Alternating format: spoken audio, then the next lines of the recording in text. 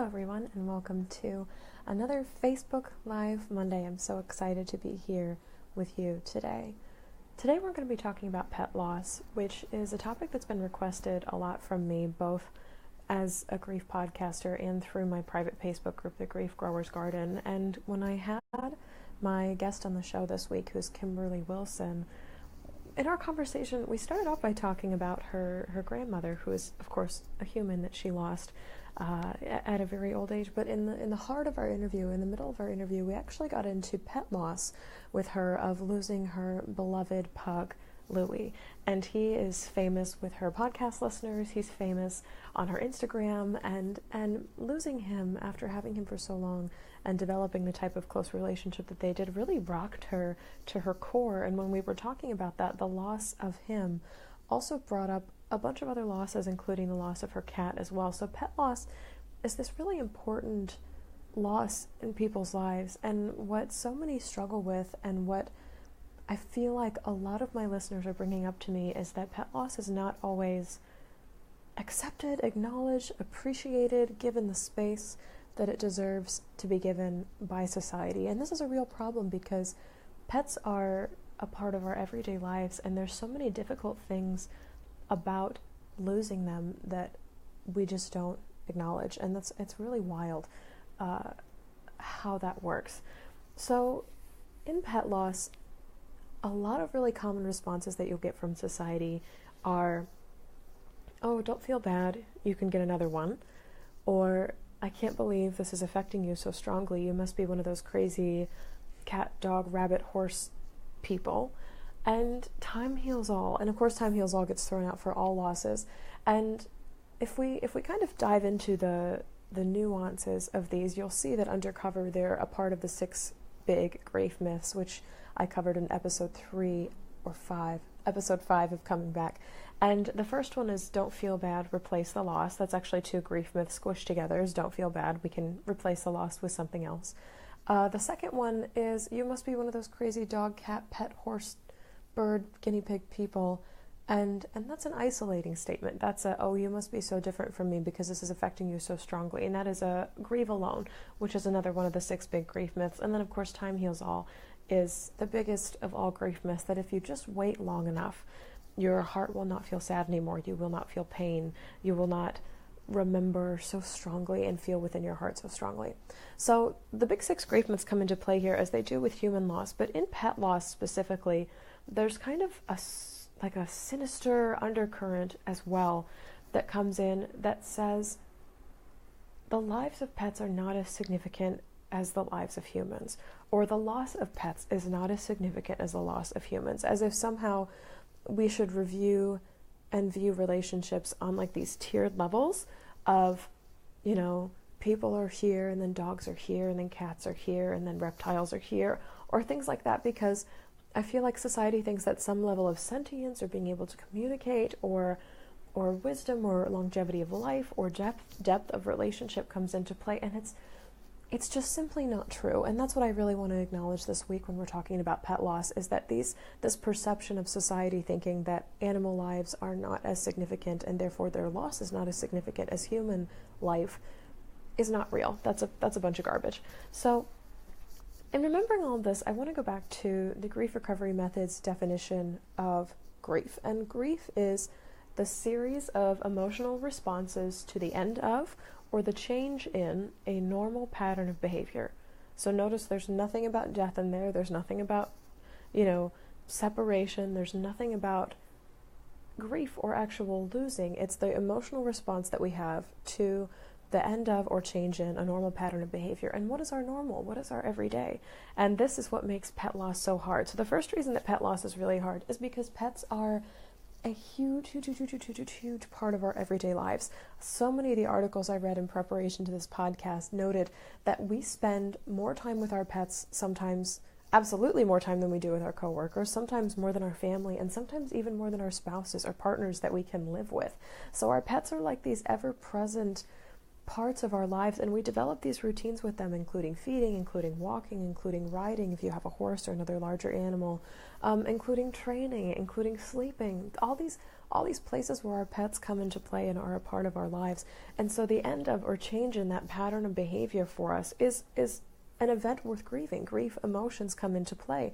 There might be sadness, there might be nostalgia, there might be relief, there might, depending on, if a pet has been suffering, there might be, conflict because you've got another pet that's alive in the house that also misses them, or a child that misses this pet as well. So there's a lot of grief that can come up with this, and pets are just this huge, huge, significant piece of our lives, and it's so important to acknowledge when we lose them. Second reason that it's so disastrous for us when we lose a pet is that there's this loss of a coexistent or like a dependent relationship. So within all these routines, there's this undercurrent of our pets relying on us for everything. And when we lose a pet, it's really hard sometimes, and for some people, to find a reason to get out of bed in the morning. So if I'm not feeding them, if I'm not walking them, what is there to get up for? Who is dependent on me? What am I taking care of? What is my purpose? And so there's some deeper questions rooted in pet loss because they're no longer alive, they're no longer dependent on us to fulfill their needs. And so this energy of needing to take care of something, wanting to take care of something, is misplaced when we lose a pet. So that's the second reason. The third reason that it's so hard to lose a pet is that all of our pets have unique personalities, and we develop unique one-on-one relationships with them. Even if we have multiple pets in the house and things like that, we develop unique and irreplaceable relationships with all of our pets. And so they're personality based. Some of them are more silly, some of them are more stoic or standoffish, some of them are really cuddly, some of them are really vocal, some of them are really hungry. Like, just these mannerisms and these relationships that we have with our pets, they're irreplaceable, and they're unlike the relationships that we have with humans, because they are nonverbal, because pets are always unabashedly themselves and unapologetically themselves, and because pets just have like this special connection. Animals and humans have this special relationship with each other that is an irreplaceable relationship. So that one's number 3. The fourth reason that I think it's so hard to lose a pet is because we have a history with them. Part of the formula of grief is time and intensity. So the longer somebody or someone spends time with us, the more we grieve for them when they're gone.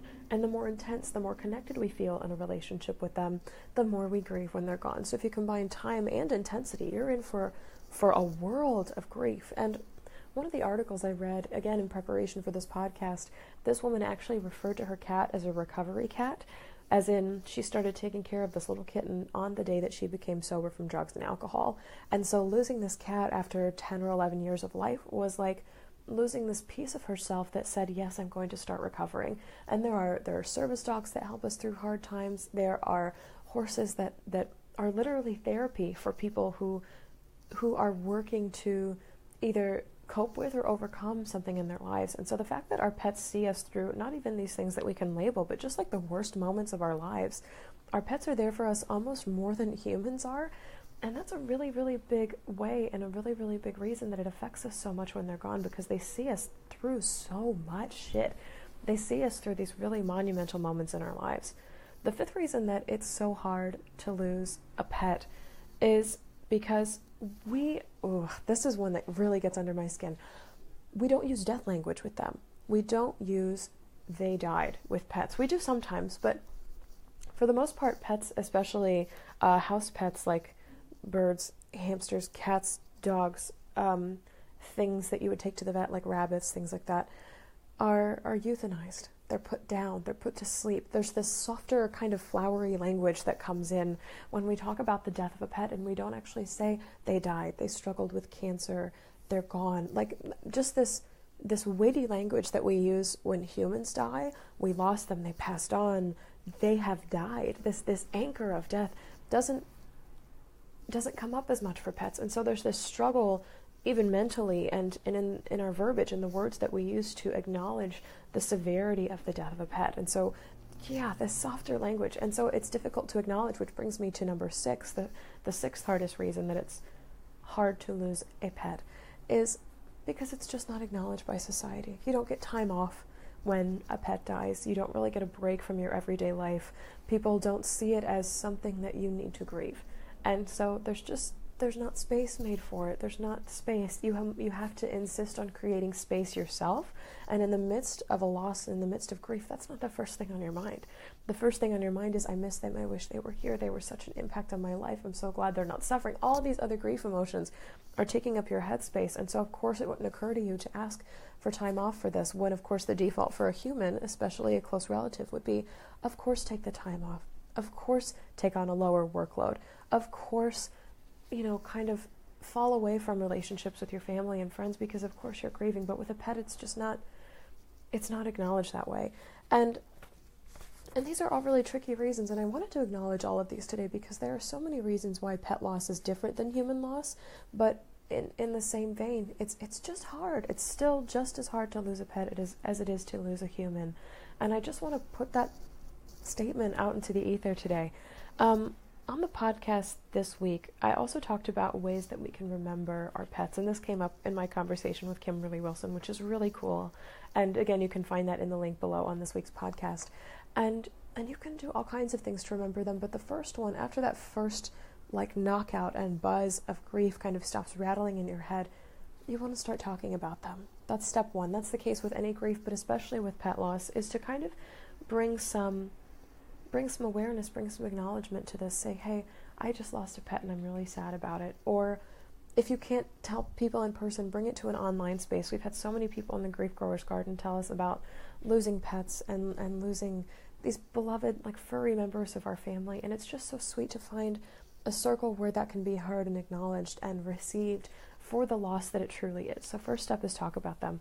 Second step is to join a group, to find that community, but beyond just talking about them to friends, family, coworkers, people online, to find people who have also lost a pet and can share in the heartache of that loss with you and the deep impact that carries. And I actually placed 2 links in the notes today, one for the grief recovery method, which if you search your zip code or postal code in there, it'll find grief recovery method support groups in your area, but there's also specialty groups called Grief Recovery Support for Pet Loss.